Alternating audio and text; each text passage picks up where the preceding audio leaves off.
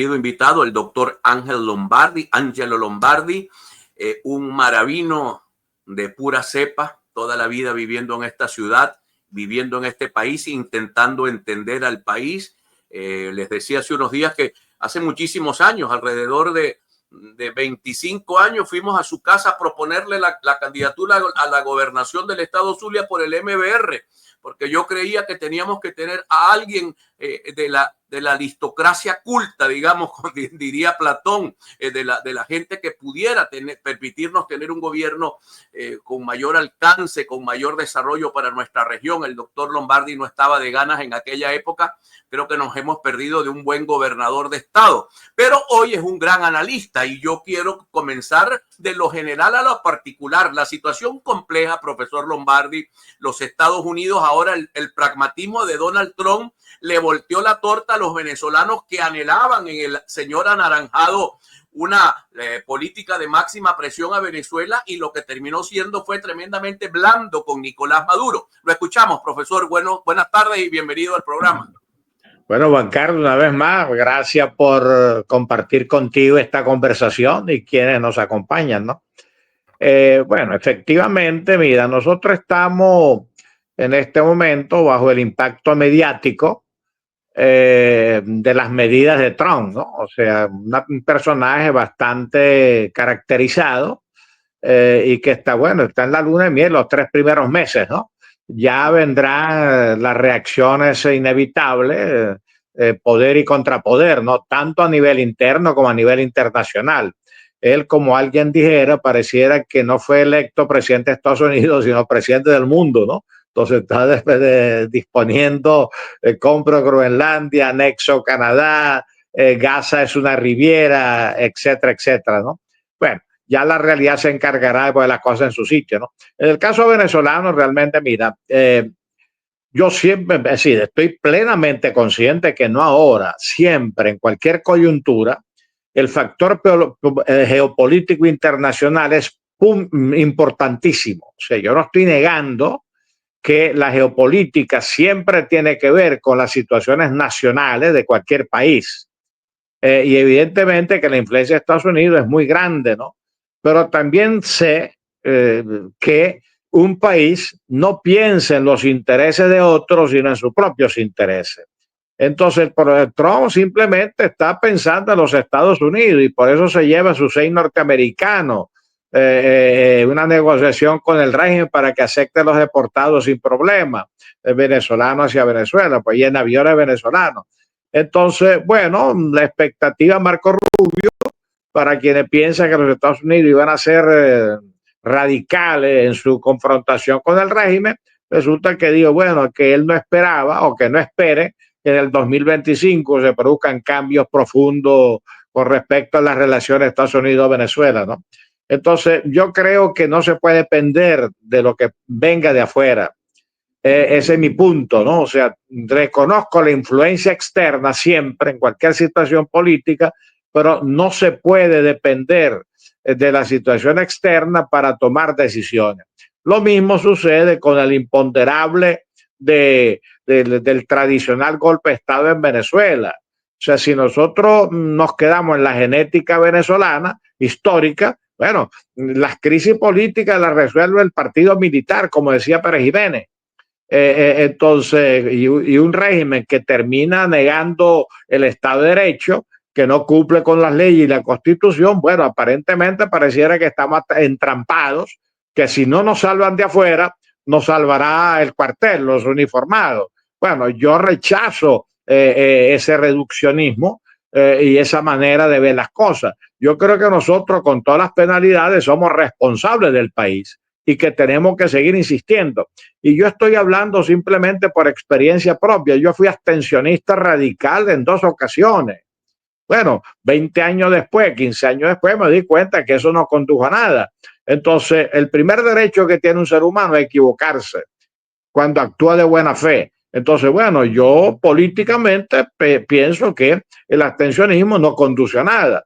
Y cuando a mí me dicen que sí, pero puede haber un abstencionismo activo, bueno, hasta que no se presente un plan de acción, una operatividad de ese abstencionismo activo, pues no lo veo. Entonces, ¿qué nos queda? Bueno, seguir la ruta democrática y electoral, no porque el régimen sea democrático, no porque ellos respeten las reglas, sino porque nosotros lo somos. Si muchos lo somos y no tenemos otro instrumento de participación y de lucha. Entonces, bueno, yo creo que con todos los vientos en contra, participar electoralmente es muy importante. Porque, bueno, nos pueden negar victoria, pueden manipular los resultados, pero como dije en un reciente Twitter, o sea, el rey está desnudo, entonces tenemos que seguir insistiendo que está desnudo, lo que no significa olvidar el hecho histórico del 28 de julio. Ese va a ser nuestra legitimidad al final, pero hay que seguir participando. Muy bien. Decía el rector de la Universidad Católica, Andrés Bello, que nadie puede pasar la página del 28 de julio, porque esos son hechos históricos y hechos políticos que terminan siendo hechos históricos, y por lo tanto nadie puede legitimar. Pero hay una discusión importante sobre el que participa legitima al régimen, el que no participa lo ilegitima. Ya esa discusión se dio en el 2005, se volvió a dar en el 2018, se volvió a dar en el 2020 y el resultado fue funesto para la ruta democrática. Pero yo quisiera que nos diera su opinión de lo que significa en este momento el voto. Para la mayoría de mi audiencia que no cree en el voto, porque dicen que el voto está en una servilleta, que el voto se lo robaron, que el voto lo manipula el CNE, ¿qué significa en este caso el voto cuando hay tanta desconfianza tanto en el gobierno como en el CNE, que finalmente es un apéndice del gobierno? Mira, Juan Carlos, yo respeto profundamente a una gran mayoría que en este momento no quiere votar. Porque recuerda que la gran mayoría no es política, en el sentido del oficio. La mayoría no milita en partido político, ni del gobierno ni de la oposición. Entonces entiendo que después de las expectativas del 28 de julio, evidentemente que hay una desmotivación electoral. Eso hay que asumirlo y entenderlo. Y estoy convencido que inclusive haciendo campaña por el voto, la abstención va a ser alta, porque en 3 meses no se logra movilizar ese sentimiento de manera masiva. O sea, yo estoy consciente de todo eso y creo que es un derecho de la persona a decidir si vota o no vota. O sea, no se trata de que yo tengo la tesis correcta y tú la incorrecta. Entonces, yo pienso que hay que partir del ciudadano que tome sus decisiones. Ahora, igualmente hay que respetar quien piense que participar y votar es importante.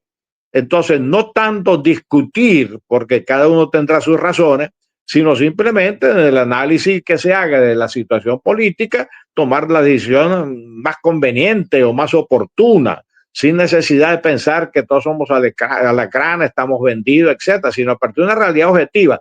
El gobierno, en la Conferencia Episcopal Venezolana, lo acaba de declarar autocratismo cerrado. O sea, en términos simples, una dictadura que ya viene hace muchos años. En términos reales, todo el mundo sabe que el CNE no es ninguna garantía de imparcialidad, ni mucho menos. Y el ventajismo siempre está presente y la manipulación. Eso no es ningún invento, ni ninguna novedad. Bueno, a pesar de eso, el camino está empedrado, pero bueno, pero la historia, la política a veces está muy empedrada. La referencia que tú hacías al rector Peraza, él tiene razón. 28 de julio no se puede pasar la página, ni se va a olvidar nunca, porque ya es un hecho histórico. Yo quiero recordar un referente, ¿no? Como ejemplo. O sea, el 19 de abril de 1810 se cambió, rompimos, iniciamos la ruptura con España. Al año siguiente, el 5 de julio, nos declaramos independientes. Pero realmente tuvimos que esperar hasta el 2000, hasta 1821 con Carabobo y 1823 con la batalla naval del Lago para poder ser realmente independiente. O sea, las cosas no son mágicas ni de un día para otro, ¿no? Así que evidentemente que esto es un problema muy complejo que nos está llevando mucho tiempo, nos agota, pero repito, yo lo veo en la perspectiva que ya dije. Creo que la geopolítica es importante y en algún momento puede ser clave. Creo que el factor militar definitivamente en la política venezolana es importante para decidir el destino del país. pero también creo que la participación civil es importante y no puede ser abandonada. No puede ser abandonada. O sea, Muy como bien, dicen, ¿no? profesor. O sea, Sí. como dicen, yo Ajá. puedo, o sea, yo puedo tener temor, pero no puedo vender mi alma.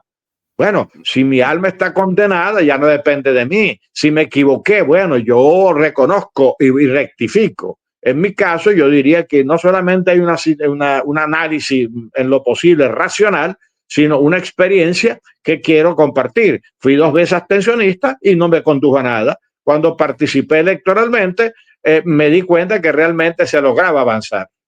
Profesor, le voy a pedir que nos permita para continuar en el siguiente segmento con esta amable conversación y le pido a todos ustedes que le hagan preguntas al profesor Lombardi, preguntas de una audiencia inteligente como la nuestra, pues sé que el doctor Lombardi va a tener mucho gusto en responderla. Vamos a identificar, retornamos en un momento con todos ustedes. Vamos, mis queridos amigos, con nuestro invitado, el doctor Ángel Lombardi. Doctor, escribe alguien que se hace llamar Cubitra en el programa, es de la audiencia regular. Dice: doctor Lombardi, usted fue partícipe de la abstención y no le condujo a nada, y participó en la elección y tampoco le condujo a nada. ¿Qué le condujo a algo? Es la pregunta. ¿Qué puede conducirnos a algo? Seguir caminando. Seguir caminando. La vida, la política, toda actividad humana es una necesidad de seguir caminando. O sea, lo importante no es que me abstuve o que voté, sino que la posibilidad de pensar, rectificar, seguir caminando, no cansarme y nunca perder la esperanza de que en algún momento este país va a recuperar la democracia. Y yo quisiera que la recupere ni por invasiones, ni por golpe de Estado, ni por la violencia, sino por la participación ciudadana indoblegable y la voluntad civil. Tenemos definitivamente que plantearnos recuperar no, crear la república civil, porque lamentablemente desde la guerra de independencia y la emancipación prácticamente nosotros hemos sido, o sea, una república políticamente conducida desde la fuerza o desde la fuerza. Entonces tenemos pendiente un proyecto que se planteó en la primera Constitución Nacional de 1811-1812, la construcción de la República Civil. Algo avanzamos a partir de 1936. Mucho avanzamos a partir de 1947, cuando se estableció el sufragio universal. Mucho avanzamos del año 59 en adelante, cuando hubo alternabilidad democrática y libertad de expresión. Entonces, bueno, sigamos avanzando. O sea, el chavismo no es eterno, ni ningún régimen es eterno. Bueno, si no lo vemos biológicamente, vendrán otro y otro. Pero lo que hay que estar claro es que nadie va a salvarnos de nuestro destino. El destino nacional se construye sobre nuestras capacidades, nuestra fuerza, nuestra convicción. Y yo quiero un destino civil para mi país. Y yo quiero un destino democrático para nuestro país. Sí, ahí sí, en organización de empresas se habla frecuentemente del análisis FODA, ¿no? Que es lo que permite determinar mis fortalezas, mis amenazas, mis debilidades. Un poco lo que decía Sun Tzu hace 3000 años en el arte de la guerra, de cómo tú vas a la guerra. Pero para ir a una guerra tienes que ver las condiciones que tienes tú y las condiciones que tiene tu enemigo para saber si vas a salir bien librado. Esto lo digo porque a raíz del acuerdo con el señor Trump, los países dejaron de hablar de Venezuela, los presidentes dejaron de hablar de Venezuela. Estaban muy activos, pero ahora que vieron que aquel purvo puso sus barbas, como es, cuando veas las barbas de tu enemigo arder, pon las tuyas en remojo. Si el grandote no quiere ayudar a Venezuela por ahora, bueno, los chiquitos se han quedado calmados. Y María Corina, las últimas apariciones que ha tenido ha sido una en un grupo de ultraderecha en Europa, que no es de lo más prestigioso, yo creo que de lo más desprestigiado del planeta en materia de derecha, esos grupos Vox, los Patriots. Y luego ayer ha dado un encuentro con una alcaldesa de Estados Unidos, con la alcaldesa del Doral. O sea, después de hablar con presidentes, termino hablando con pequeños grupos europeos y termino hablando con una alcaldesa en el Doral, que no significa que ella sea menor o peor, sino que no tiene el rango para lo que necesitamos. Impactó muy duro la conversación de Grenell con respecto al apoyo internacional que pudiera obtener la causa dirigida por María Corina y Edmundo González? Mira, ningún país del mundo, y mucho menos los poderosos, van a comprometer o arriesgar sus intereses, ¿no? Por otro país. Y mucho menos van a actuar en función de valores democráticos o principios civiles. O sea, un país se mete en otro país buscando economía, buscando intereses propios.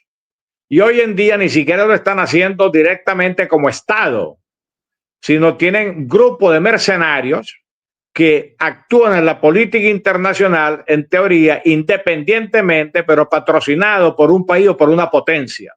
El caso más visible que hemos tenido recientemente es el grupo Wagner, ruso, que dirigió la guerra de Ucrania en los inicios y que fue el factor fundamental para desestabilizar el África Central en 2 años con 5 golpes de Estado y entronizó a 5 dictaduras militares. Y ese grupo ruso, mercenario, oficialmente no forma parte del gobierno, pero es patrocinado por el gobierno ruso. Igual que cuando se habla de la CIA, bueno, ya es el Estado directamente que se mete y ellos siempre están entrometidos, pero buscando sus propios intereses. Entonces, olvídense de la relación, de que alguien de afuera, Superman, va a venir a resolver el problema venezolano. Y si viniere, la solución sería peor que el remedio, porque sería desatar un periodo de violencia de muchos años. Profesor, voy a despedir, tengo que, por razones de tiempo, despido al Canal 11 del Zulia, le pido a la gente que está en el Canal 11 que se venga todo para YouTube, porque vamos a continuar media hora más con esta entrevista con nuestro querido profesor Ángel Lombardi, y hablemos de esos procesos históricos que se han dado de invasiones, tratando de cambiar gobiernos. En algunos sitios han sido más o menos exitosos, digamos, Panamá costó 3,000 muertos aproximadamente en el barrio Chorrillo. Luego, lo de Celaya en Honduras fue un poco, pero fueron sus propias fuerzas armadas. Pero la experiencia de las intervenciones militares, aunque no hay ninguna posibilidad de intervención militar a Venezuela, usted nos ha dicho que es peor el remedio que la enfermedad. Absolutamente, absolutamente. Porque esa hipotética invasión que yo ni deseo ni quiero, implicaría un proceso de resistencia nacional, no del chavismo, sino de mucha gente que no va a ver con buenos ojos que su país sea gobernado por un país extranjero. Y entonces va a exacerbar, o sea, un proceso de resistencia que nos llevaría al caos de la violencia. Y bueno, y está Colombia, nuestro vecino, que no ha logrado sacudirse su guerra civil en más de 70 años, 80 años, aparte de la violencia del siglo XIX. Entonces, en cambio, vemos la situación de las democracias pujantes, como Chile, como Argentina, como Uruguay, como Brasil, y vemos que realmente al final hubo un proceso permanente de resistencia civil y de participación democrática. Quien repasa la historia de los años 70-80 de la dictadura militar brasileña se da cuenta que allí realmente en ningún momento la oposición democrática dejó de participar en los procesos electorales de la dictadura. Y está el testimonio de quien fue uno de los protagonistas y después resultó electo presidente, que es, bueno, no me acuerdo ahora el nombre de él, ¿no? Entonces, bueno, o sea que hay que medir las cosas. Mire, los seres humanos podemos hacer lo que queramos. Y los seres humanos podemos desear lo que queramos, pero viene el principio de que, bueno, haz lo que te dé la gana, pero atenta a las consecuencias. Yo no quiero una historia de violencia para mi país. Yo quiero una historia de prosperidad y quiero una historia democrática. Ahora, que tardemos tantos años, nadie lo sabe. Que tardemos de una u otra manera, porque las hipótesis son infinitas. Está la hipótesis de la invasión, que yo descarto. Está la hipótesis de los mercenarios que vienen a hacer una tarea sucia, que yo también descarto. Es decir, pienso que puede darse, pero yo la descarto. O sea, no estoy negando la realidad. Pienso también en la coyuntura del golpe de Estado. Bueno, el golpe de Estado de Venezuela ha servido para resolver crisis. La democracia venezolana empezó con 2 golpes de Estado. El golpe del 45 y el golpe del 58. Y ahí vino la democracia venezolana. O sea, no estoy demonizando el golpe de Estado ni estoy llamando al golpe de Estado, pero estoy reconociendo objetivamente el poder del sector militar en las decisiones políticas, en caso de crisis especialmente. Ahora, uno, sí, yo no soy golpista, ni quiero ni sé serlo. No me voy a sentar a esperar una intervención extranjera, no la quiero y la rechazo. Entonces, ¿qué me queda? La abstención. Muy bien, ya yo lo hice 2 veces. La abstención lo que provoca es que todos volvamos a la cotidianidad, porque el ser humano tiene una necesidad de tranquilidad, de vivir su vida. Entonces, la mayoría de los venezolanos lo que quiere, bueno, ya que no hay salida política, o me voy del país o me adapto a la situación por razones de sobrevivencia, por de necesidad. Entonces, bueno, entonces en cambio un proceso electoral amañado, vicioso, se van a negar los resultados, etcétera, moviliza a la gente y nos permite retomar de alguna manera la denuncia pública, pero no solamente del régimen, sino los graves problemas que sigue teniendo Venezuela. Hoy en día en Venezuela la política no está protestando por el desempleo, no está protestando por la pobreza, no está protestando por la falta de servicios, no está protestando por el desastre educativo público y la salud. Entonces, bueno, una campaña sirve para eso, para decir estamos vivos y estamos presentes y no nos rendimos. Yo ayer, profesor, puedo decirle, fuimos a caminar a la vereda del lago y yo tenía tiempo que no veía la vereda del lago tan repleta de gente, tanto que me costó estacionar mi vehículo. La vereda del lago repleta de gente. Cuando usted me está diciendo, bueno, la gente trata de buscar un recodo para su propia vida, aunque tenga que meterse en una burbuja. Y si sus líderes le dicen, métete en una burbuja porque no hay salida, pues la gente se mete en la burbuja y se dedica a sobrevivir. Lo coloco como un ejemplo lo que vi ayer. Probablemente el 80% son opositores, pero están allí buscando su vida, buscando la salud, caminando, distrayéndose. La gente no se lanza por el barranco. Mira, Juan Carlos. Yo creo que el problema es que hay que hacer un ejercicio racional en lo posible, ¿no? No es que se tenga la verdad ni mucho menos. O sea, este es un debate abierto. Pero fíjate, aquí el venezolano, nosotros nos acostumbramos a vivir en dictadura con Pérez Jiménez. Pérez Jiménez fue un usurpador. O sea, en el 52 desconoce un proceso electoral que ganó la oposición de aquel momento, liderizada por Jovito Villalba y URD, porque el Partido Comunista y Acción Democrática están ilegalizados y la línea era no votar. La base partidista aparentemente sí votó en Venezuela. Bueno, el usurpador Pérez Jiménez estuvo hasta el 57, 58 en el poder y Venezuela, inclusive muchos venezolanos siguen pensando que esa fue la mejor época, porque con excepción de los políticos no había persecución contra los demás y el ciudadano estaba en su cotidianidad. Pero ¿quién saca a Pérez Jiménez? Bueno, una conjunción política y participación del sector militar.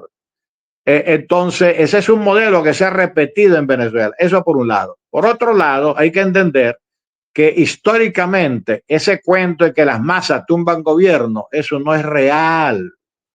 Esa fue una mitología que viene de la Revolución Francesa, que la Revolución Francesa empezó con la toma de la Bastilla y esa mitología la recogió el marxismo e inventó que la Revolución Rusa le hicieron las masas rusas. No, el bolchevismo llegó al poder en 1917 en San Petersburgo, capital del Imperio ruso en aquel momento, con Trotsky al frente y 200 activistas organizados que tomaron simultáneamente todas las instalaciones gubernamentales.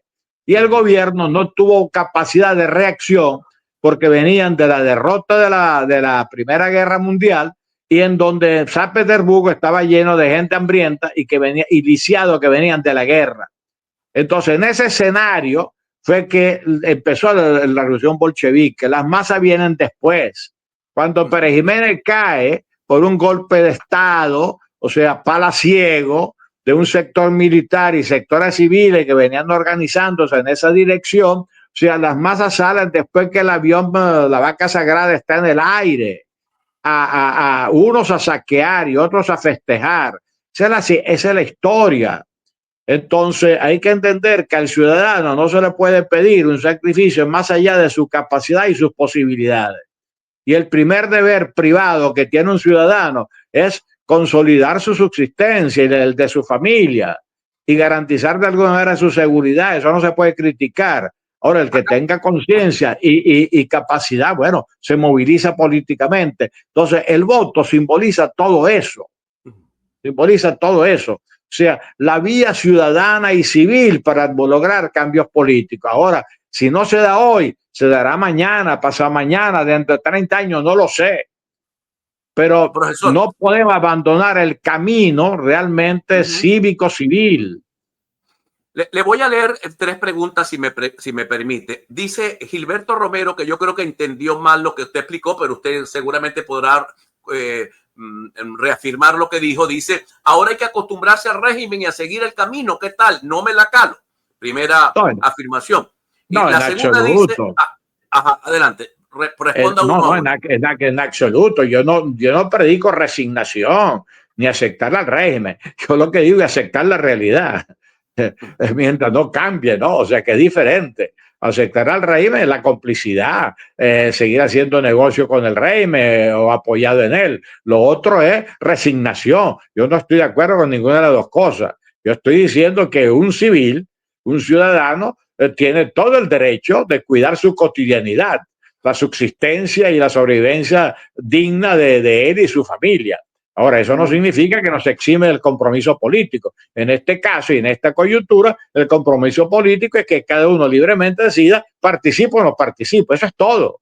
O sea, no estoy predicando una Biblia, ¿no? Le pregunta Jesús Hernández, doctor Lombardi, ¿usted apoyó los hechos del 11 de abril del 2002? En absoluto. Rechazo todo golpe de Estado. Estuve en desacuerdo desde el primer momento y estuve en desacuerdo con la caricatura de juramentación de Carmona y estuve en desacuerdo que ese acto, o sea, se manejara como se manejó. Yo pienso que ahí empezamos a cometer los grandes errores históricos del país. O sea, buscamos el atajo, porque una vez más el pensamiento mágico. Preferimos el atajo al camino largo y pedregoso y difícil. Entonces el golpe de Estado era la solución. Bueno, no fue la solución, fue el comienzo, al mi juicio, del debilitamiento de la unidad moral y política de la oposición. Así es. Dice Cubitra, doctor Lombardi, la democracia como sistema de gobierno ha sido infiltrada por delincuentes en todo el mundo. Así que el mundo va a cambiar a estados liberales de mano dura o autocráticos en justicia. ¿Qué opinión le merece? Es como un poco el avance de la derecha en el mundo. Bueno, efectivamente, hay un avance a mí no me gusta la cuestión derecha-izquierda, pero bueno, para entendernos, hay un avance de la extrema derecha en Europa evidente y en otra parte del mundo y en América Latina. Pero eso no significa el fracaso de la democracia. Eso significa simplemente que la economía está mal y la gente descontenta se está votando hacia la derecha porque le están prometiendo que ahí está la mano dura para resolver los problemas, no solamente económicos, sino que a través de controlar la inmigración ilegal. Ese es el éxito de Trump y de Meloni en Italia y de Urban en Hungría. Entonces, bueno, y precisamente la referencia que hizo Carlos, una de las cosas que yo no compartí, lo dije en privado, ahora lo digo en público, lo que no compartí fue la llamada de María Corina al grupo de Madrid, que se constituyó hace 3 años, en donde se está reuniendo la ultraderecha europea, calificada en la prensa de esos países de neonazis y neofascistas, respectivamente. Pero yo creo que ese es un error. Es un error. O sea, porque nosotros no estamos hablando aquí de derecha, izquierda, aquí estamos hablando de un proceso democrático plural en donde cada uno tiene su opción o visión ideológica, pero la participación política en Venezuela es muy simple. O sea, seguir participando para lograr la democracia en algún momento. Profesor, una pregunta más antes de ir a un corte. Dice la profesora Iris Muchacho, ¿no le parece que el grupo que controla el poder escoge y decide con quiénes va a la contienda electoral para mantener una oposición funcional a este? Sin lugar a duda, el gobierno no es tonto, quienes manejan el gobierno no son tontos. Ellos saben, esta convocatoria de elecciones en el 2025, que de paso, la fecha quizá no sean legales, pero la convocatoria está en la Constitución. 2025 es un año electoral. Ahora, claro, si desconocemos que Maduro ya no tiene legalidad y legitimidad, estamos nosotros mismos suspendiendo la Constitución. La convocatoria, repito, estaba prevista. Ahora, que el gobierno nos va a dividir, nos está dividiendo, que el gobierno va a manipular a su fantoche, a personas que están de un lado y de otro, lo va a hacer, que nos va a debilitar, lo va a lograr. Eso es verdad. Ahora vamos a pensar también que no todo el mundo es sinvergüenza, que hay gente que de pronto de buena fe está pensando que hay que votar. Vamos a pensar que hay gente que tiene principios lícitos. En el caso del Zulia, por ejemplo, el caso del Zulia, la alternativa va a ser muy simple. Posiblemente tengamos que votar por alguien que no nos gusta, pero que por el otro lado menos nos gusta. Bueno, pero esa es la realidad. Entonces, claro que todo esto está beneficiando al gobierno, pero eso no significa que en condiciones adversas yo tire la toalla. O sea, hay que seguir el camino, y yo prefiero, repito, el camino seguir. Profesor, le voy a dejar una pregunta de Jorge Peter, pero le voy a pedir que me permita ir con Evelyn un momento para escuchar a sus noticias. Dice Jorge, entonces, ¿cuántas décadas estamos hablando para conseguir la libertad? Bueno, María Corina dijo, solo Dios sabe, pero al retorno el profesor igual, Lombardi yo digo lo mismo, las que hagan falta. Las que hagan ¿cuántas falta? décadas? Las que hagan falta, porque yo en la política no meto a Dios. O sea, Dios no hay que mezclarlo con la política. Dios no está ni con el gobierno ni con la oposición. No está con ninguna persona en particular, sino está con la humanidad y nos acompaña. Pero en política somos los seres humanos, así que si hay que esperar décadas, bueno, serán décadas.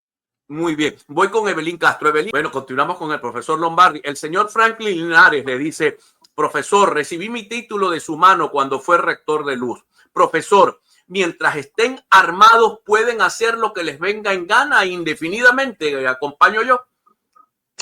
Mientras estén armados pueden hacer lo que da la gana, absolutamente. Y lo vienen haciendo, mientras tengan el respaldo. Y tienen años haciéndolo. Ahora, indefinidamente, eso no lo sabe ni el gobierno, ni lo sabe la oposición, ni mucho menos lo sé yo. Porque el problema, nadie puede dar garantía con respecto al futuro. El que diga que las cosas van a ocurrir mañana de esta manera está mintiendo. Está manipulando. Tenemos que convencernos los seres humanos adultos de que realmente el futuro es una construcción desde el presente, en donde hay que tomar decisiones, pero los plazos, los lapsos, las circunstancias, eso no lo sabe absolutamente nadie. Por eso los historiadores se convierten en sabios, porque estudian el pasado cuando ya está realizado. Pero nosotros no estamos en el pasado, estamos en el presente, en tránsito al futuro todo el tiempo. Ahora, evidentemente que lo ideal es como cuando uno tiene una enfermedad y va al médico. Lo primero que uno espera es que no está tan mal. Entonces, la primera noticia que uno espera del médico es que le diga que uno está no tan mal.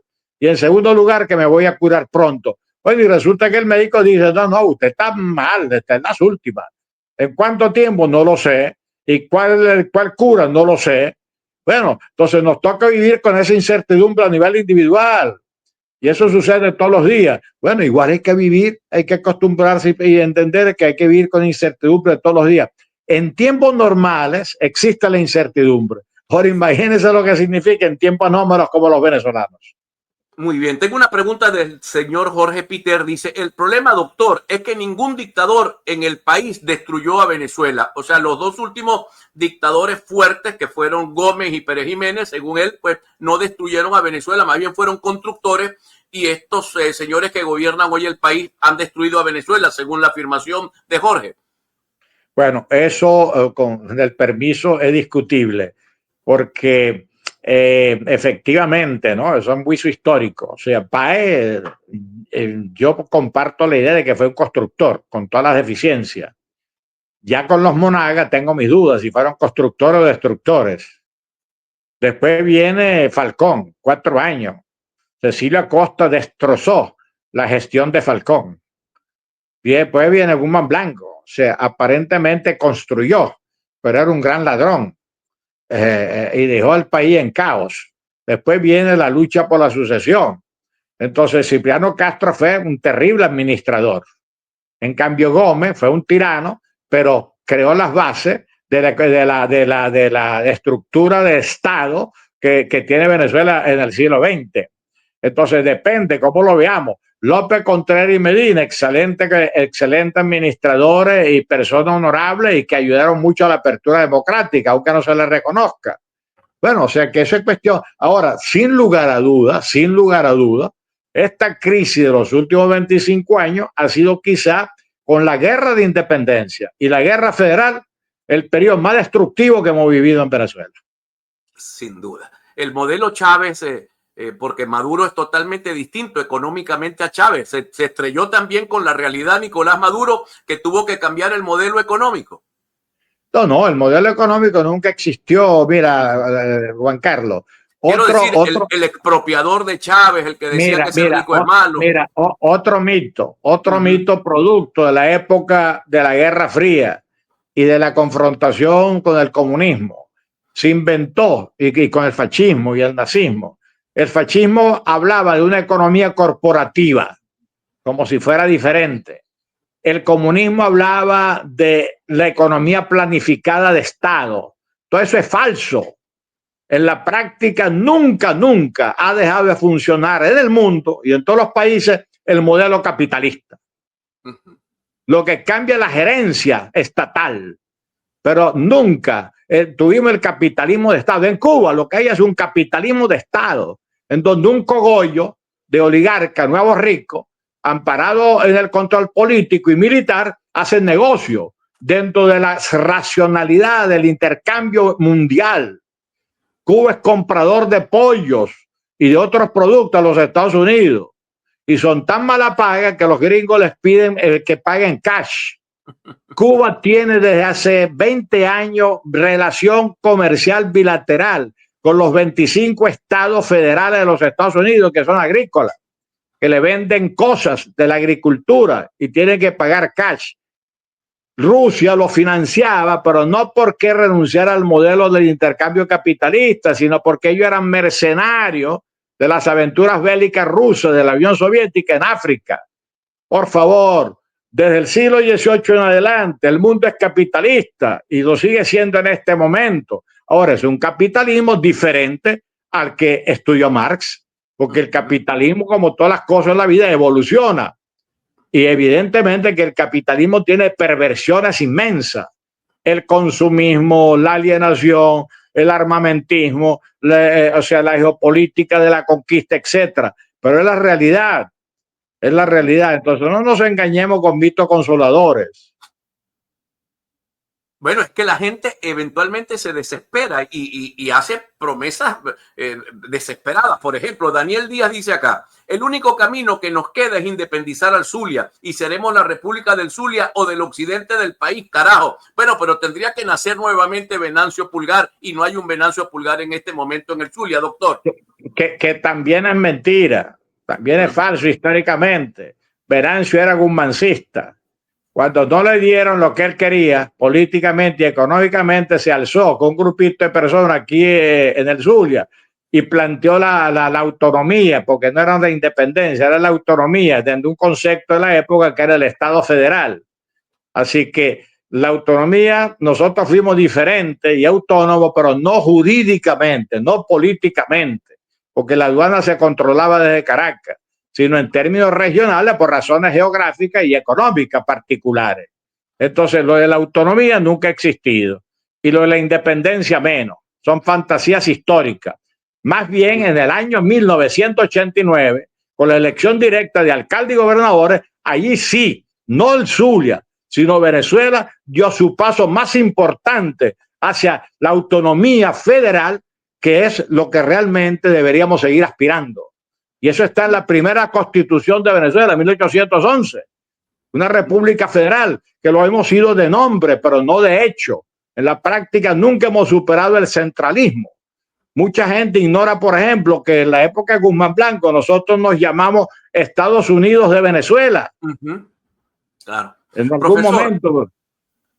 Voy a ir con Evelyn Castro un momento para que ella nos dé su participación con las noticias y le dejo, no me la vaya a responder ahorita. El profesor de la Facultad de Ciencias Veterinarias de la Universidad del Zulia, Jesús Enrique Camacho Bracho, dice, doctor, creo que usted nos ha hecho perder las esperanzas. Al retorno responde Lombardi y vamos con Evelyn Castro. Bueno, continuamos, mis queridos amigos. Le decía, profesor Lombardi, la pregunta del profesor Jesús Enrique Camacho, quien dice, doctor, usted nos ha hecho perder las esperanzas. ¿Qué le dice usted al profesor Jesús Enrique Camacho? Primero saludarlo, ¿no? Saludarlo. Mire, en primer lugar, el sacerdote, por formación y obligación, nos orienta en la esperanza del más allá. Esa es su misión y esa es su función. A nivel político, el único vendedor de esperanza que existe es el demagogo, que dice lo que la gente quiere pensar para que lo apoyen. Y después la realidad se encarga de demostrar que era un demagogo. Bueno, ejemplos sobran en nuestra historia política y reciente del país y del mundo, ¿no? Entonces, yo estoy aquí no para vender esperanza. Yo soy un hombre esperanzado. Tan esperanzado que tuve 10 hijos con mi esposa. O sea, imagínense un hombre sin esperanza que el hombre sin esperanza no tiene hijos. Yo tengo 10 hijos. Y en toda la vida siempre he pensado que el futuro va a ser mejor que el pasado. Pero ese futuro no tiene que ser mágico. Entonces mi obligación, diríamos, es un poco decir de manera lo más honesta posible lo que pienso y tratar de opinar dentro del pluralismo, o sea que realmente la esperanza existe, pero que la esperanza no está a la vuelta de la esquina. La esperanza se conquista, es un camino. De hecho, en poesía se dice que no hay camino, el caminante es el camino. Mientras más caminamos, el horizonte se pone más lejos, pero hay que seguir caminando. Ese es el punto básico, existencial, que sobrepasa la política y tiene que ver con la condición humana. O sea, yo me voy a morir y no voy a perder la esperanza, ni en que el mundo puede ser mejor, ni de que Venezuela puede ser mejor, ni que tampoco tenemos un destino inmortal. Doctor, voy a despedirlo con una pregunta o con una afirmación más bien de la profesora. Creo que Iris es profesora de la Universidad Central de Venezuela. Es cierto, el futuro no lo predices. Sin embargo, de todo aquello que no hacemos conciencia, así será nuestro destino, respetado doctor Lombardi. Ignorar algo no significa que no tenga consecuencias. No, totalmente de acuerdo. Totalmente de acuerdo. Yo acabo de tuitear hoy un pequeño texto en donde recuerdo que la palabra destino significa sino. O sea, destino también se puede decir sino, con S. Pero si conjugamos el sí y el no, ese es el destino. O sea, el destino es producto de nuestras decisiones. Y todo lo que hagamos tiene consecuencias. San Agustín diría, si lo hago con amor, puedo hacer lo que yo quiera. Si lo hago con amor, puedo hacer lo que yo quiera. Pero la otra parte, la otra versión es, si hago lo que me da la gana, entonces tengo que atenerme a las consecuencias. Evidentemente que si ir a votar es un error, pagaremos las consecuencias. Si abstenerse es un error, pagaremos las consecuencias. Pero ni el que no quiere votar, ni el que quiere votar puede garantizar que lo que está haciendo es lo mejor para el destino venezolano. Entonces yo prefiero equivocarme votando que volverme a equivocar por tercera vez absteniéndome. Doctor, ha sido un verdadero placer tenerlo ahora nuevamente en el programa. Ya vamos a cumplir 26 años y el doctor Lombardi fue mi primer invitado hace 26 años. Y le voy a decir una cosa, doctor, con ese cariño que le tengo. Si usted se muere primero, jure lo que me lo voy a acompañar a su entierro. Y si yo me muero primero, lo invito a que me acompañe al mío. Va a ser un honor tenerlo a usted en mi entierro y yo voy a acompañarlo en el suyo. Si usted se muere primero, se lo digo. Tamaño compromiso, Juan Carlos. El problema es que de pronto ni yo te veo a ti ni tú me ves a mí. A lo mejor y no. Dios lo bendiga. Pero si Dios quiere, tú dirás lo mismo y pierdo yo. Si Dios quiere, estaré en el tuyo. pero eso sería una mala educación. Por edad prefiero que tú estés en el mío. Dios me lo bendiga, doctor Lombardi. Amén. Cierra este programa